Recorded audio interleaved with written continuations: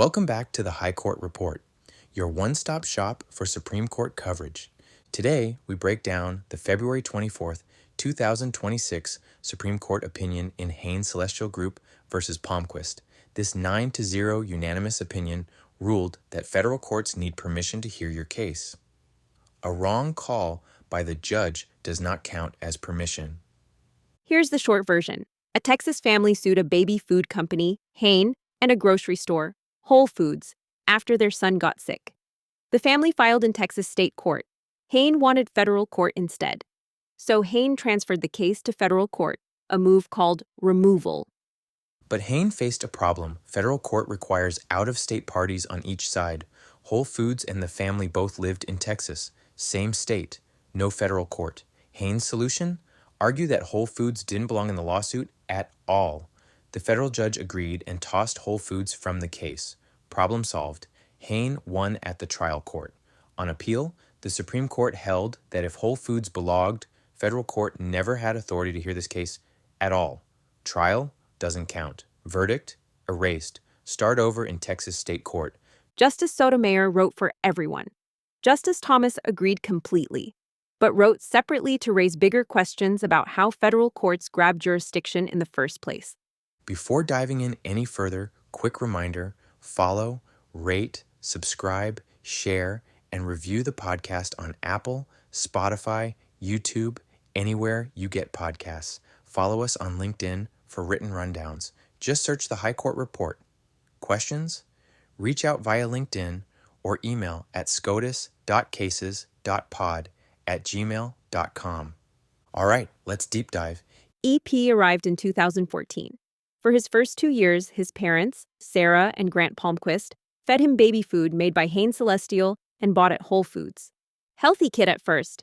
Then at 2.5, serious problems. Developmental disorders, multiple diagnoses. Blood tests showed elevated arsenic, lead, and mercury. Some doctors blamed heavy metal poisoning. In February 2021, a House subcommittee dropped a report titled, "Baby Foods Are Tainted with Dangerous Levels of Arsenic, Lead, Cadmium, and Mercury." Hain's products made the list. The Palmquist sued Texas state court, both Hain, the manufacturer, and Whole Foods, the store that sold it. And here's where the courthouse chess match started.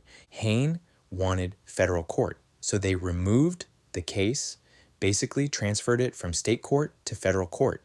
They argued that the federal court can hear this case due to diversity jurisdiction. But federal courts only hear certain cases. For diversity jurisdiction, you need complete diversity. Every plaintiff from a different state than every defendant.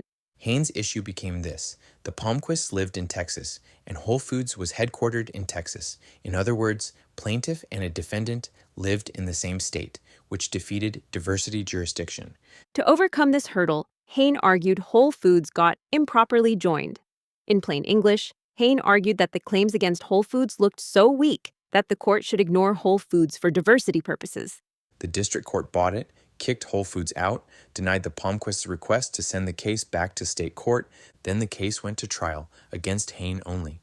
After the Palmquists presented their evidence, Hain asked the judge to rule in their favor without sending it to the jury. Judge agreed. Palmquists lost. But they appealed, and the Fifth Circuit looked fresh at whether Whole Foods really deserved the boot. The Fifth Circuit's conclusion? The Palmquists actually stated decent claims against Whole Foods.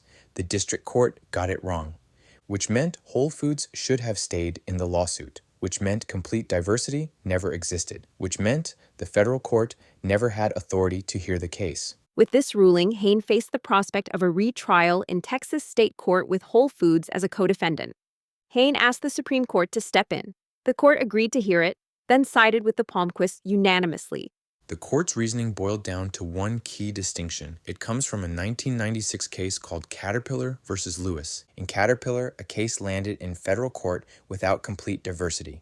But before trial, the problem defendant settled and left voluntarily. Everyone agreed. Proper dismissal. By trial time, only diverse parties remained. The Supreme Court said fine. The jurisdictional defect got cured. Verdict stands. But here, Whole Foods didn't leave voluntarily. The district court booted them incorrectly over the Palmquists' objections, and that incorrect dismissal could get reviewed on appeal. When the Fifth Circuit reversed the error, Whole Foods came back into the case. With Whole Foods back, diversity disappeared. The jurisdictional problem never actually got fixed. The court's rule: when a jurisdictional defect lingers through judgment uncured, the judgment must fall. Hain pushed two main arguments. First, who cares if the dismissal proved wrong? By final judgment, only diverse parties remained. Whole Foods sat outside the case. The court's response? Courts cannot create jurisdiction through their own mistakes. Period. If wrong rulings could manufacture jurisdiction, courts would expand their power beyond what Congress allowed. Second argument: efficiency. Sending this case back to state court after a full federal trial wastes enormous resources. The court acknowledged the waste, but efficiency only saves a judgment when the jurisdictional defect got properly cured. An uncured defect? Judgment falls. No exceptions. Hain tried one more move: Federal Rule 21. That rule lets courts drop a party on just terms. Hain argued, even if the earlier dismissal proved wrong, just use Rule 21 now to drop Whole Foods. The court shut this down hard. Rule 21 worked in a 1989 case where the plaintiff asked to dismiss a defendant, but here a defendant asked to dismiss another defendant over the plaintiff's objection. Plaintiffs control their lawsuits. They pick which defendants to sue. They pick state or federal court. The Palmquist deliberately sued Whole Foods in Texas state court. They wanted state court. They fought to stay there at every turn.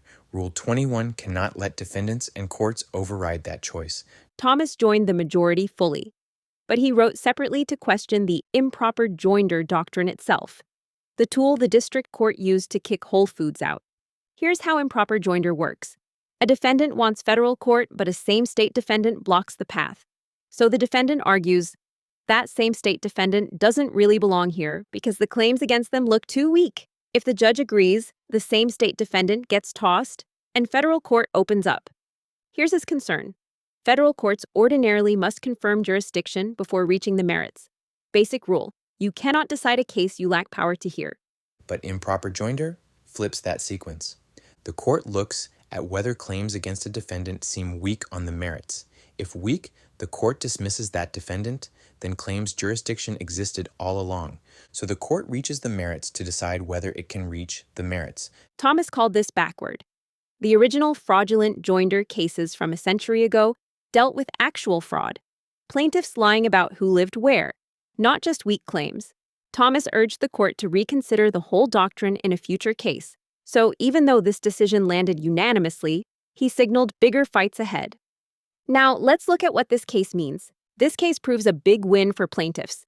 If a plaintiff deliberately includes a same-state defendant to stay in state court, and that defendant actually belongs, even a full federal trial cannot strip the plaintiff's forum choice.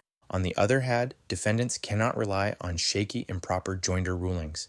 If an appeals court later says that defendant belonged in the case, you may need to relitigate the case in the trial court. As the court mentioned, defendants should explore early appellate review of joinder decisions before investing in trial. And Thomas's concurrence signals the improper joinder doctrine itself might face constitutional challenge down the road. Let's move to the finish with 3 takeaways. 1. Courts cannot create jurisdiction through mistakes. Wrong dismissals do not cure jurisdictional defects. 2. Plaintiffs remain masters of their lawsuits. Defendants cannot use Rule 21 to override a plaintiff's deliberate forum choice. 3. The improper joinder doctrine may be on shaky ground. Thomas invited future challenges. For the Palmquists, this case now returns to Texas State Court. They start over against both Hain and Whole Foods, years after their son first got sick. Jurisdiction matters. Get it wrong and everything unravels. That's Hain Celestial versus Palmquist, unanimous.